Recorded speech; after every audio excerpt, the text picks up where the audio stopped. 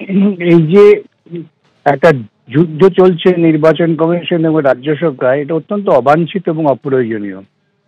নির্বাচন কমিশন যদি বলে থাকেন কোনো অফিসারের বিরুদ্ধে নির্দিষ্ট অভিযোগের বিরুদ্ধে কোনো ব্যবস্থা নেওয়ার ক্ষেত্রে, সেক্ষেত্রে রাজ্য সরকারের অনীহা থাকার তো কারণ নেই। এভাবে অকারণে ঝগড়া বাঁধিয়ে রেখে প্রশাসনিক সংকট তৈরি করার চেষ্টা, এছাড়া আর কিছু না।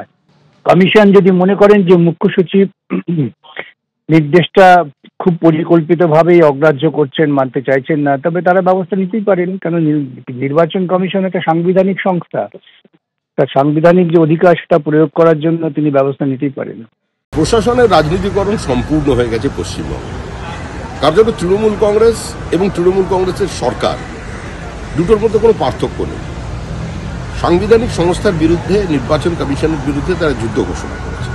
এটা কোনো সুস্থ স্বাভাবিক গণতান্ত্রিক সমাজে আমাদের দেশে কাম্য নয়। কংগ্রেস চাইছে শহীদ হতে।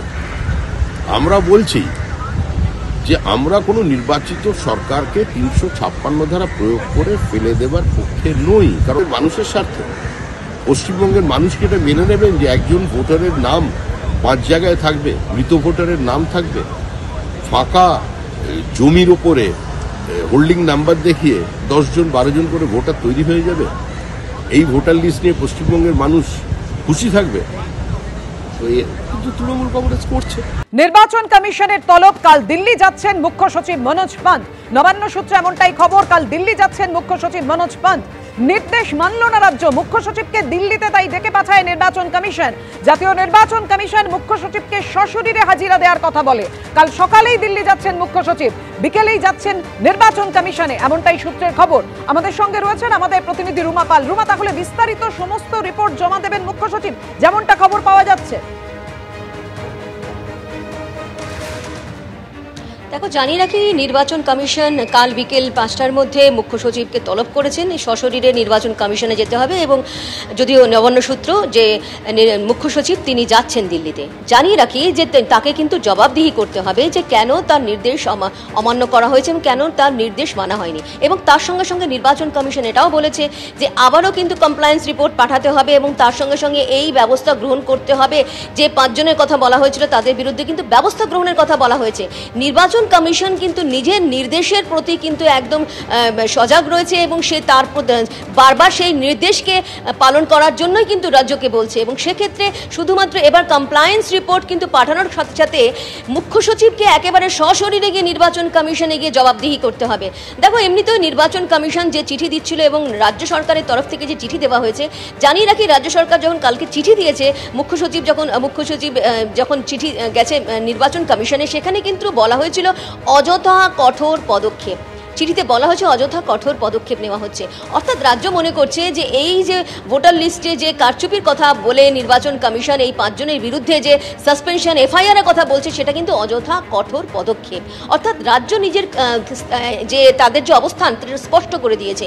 অন্যদিকে নির্বাচন কমিশনও কিন্তু তাদের নির্দেশ পালনের কথা বারবার স্মরণ করে দিচ্ছে এবং এই কমপ্লায়েন্স রিপোর্ট যেমন পাঠাতে হবে, তাদের বিরুদ্ধে ব্যবস্থা গ্রহণ করতে হবে। শুধু তাই নয়, মুখ্য সচিবকে একেবারে নির্বাচন কমিশনে গিয়ে একদম হাজিরা দিয়ে জবাবদিহি করতে হবে।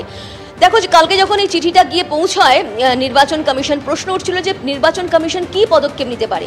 এরপর কি নির্বাচন কমিশন কোনো আইনের পরামর্শ নিচ্ছে, এমনটাও শোনা যাচ্ছিল। এবং তার সঙ্গে এটাও ঠিক যে কি মুখ্য সচিবের বিরুদ্ধে কি কোনো পদক্ষেপ নিতে পারে এবং তার সঙ্গে আদালতের কি দ্বারস্থ হতে পারে।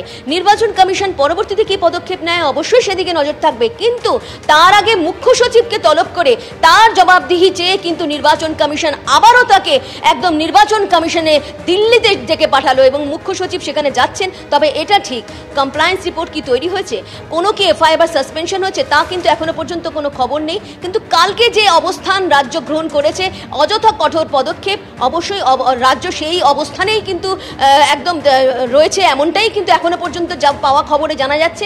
কিন্তু নির্বাচন কমিশন চাইছে তাদের নির্দেশ মানা হোক এবং এদের বিরুদ্ধে ব্যবস্থা গ্রহণ করা হোক, কমপ্লায়েন্স রিপোর্ট পাঠানো হোক এবং তার সঙ্গে সঙ্গে জবাবদিহি করুক নির্বাচন কমিশনে গিয়ে মুখ্য সচিব। এবার দেখা নির্বাচন কমিশন এবং নবান্নের মধ্যে যে এই সংঘাত, এই যে ঠান্ডা লড়াই যে আবহ তৈরি হলো, সেটা এখন কোথায় গিয়ে দাঁড়ায়। একদমই 4 অফিসারকে সাসপেন্ড করে এফআইআর দায়ের করার কথা বলেছিল জাতীয় নির্বাচন কমিশন এবং এই মর্মে মুখ্য সচিবকে প্রথমে চিঠি পাঠিয়েছিল জাতীয় নির্বাচন কমিশন। কেন কোনো ব্যবস্থা নিল না রাজ্য? মুখ্য সচিবকে তলব জাতীয় নির্বাচন কমিশনের। গতকাল জাতীয় নির্বাচন কমিশনকে যে চিঠি পাঠিয়েছিলেন মুখ্য সচিব তাতে তিনি লেখেন, নির্বাচন কমিশনের চিঠি পাওয়ার পর এই বিষয়টি নিয়ে একটা অভ্যন্তরীণ তদন্ত এবং এখনকার প্রক্রিয়া খতিয়ে দেখার কাজ শুরু হয়েছে। পূর্ণাঙ্গ তদন্তের আগেই দক্ষতা ও নিষ্ঠার সঙ্গে কাজ করা এইসব অফিসারদের বিরুদ্ধে পদক্ষেপ করলে তা অসামঞ্জস্যপূর্ণ এবং কঠোর হতে পারে। এর ফলে শুধু এদেরই নয়, ভোটের কাজের দায়িত্বে থাকা অন্য অফিসারদেরও মনোবল ভেঙে যাবে। চিঠির শেষে লেখা ছিল, প্রথম পদক্ষেপ হিসেবে ময়নার ARO সুদীপ্ত দাস এবং ময়নার ডেটা এন্ট্রি অপারেটর সুরজিৎ হালদারকে নির্বাচন সংক্রান্ত সমস্ত কাজ থেকে সরিয়ে নেওয়া হয়েছে। রাজ্য সরকার জানিয়েছে, তদন্তের পর পরবর্তী অ্যাকশন টেকেন রিপোর্ট পাঠানো হবে।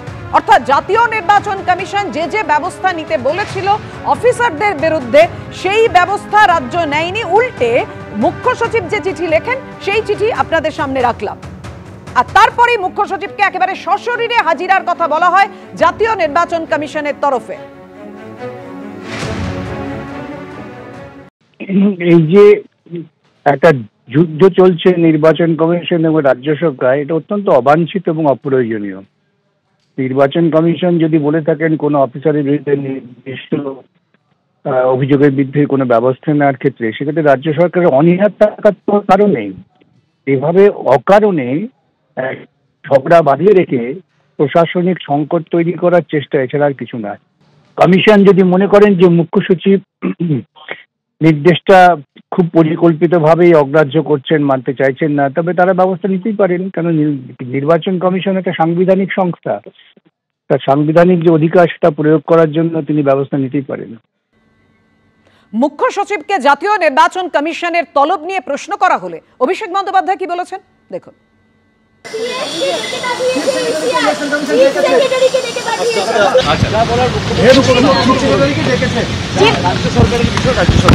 আচ্ছা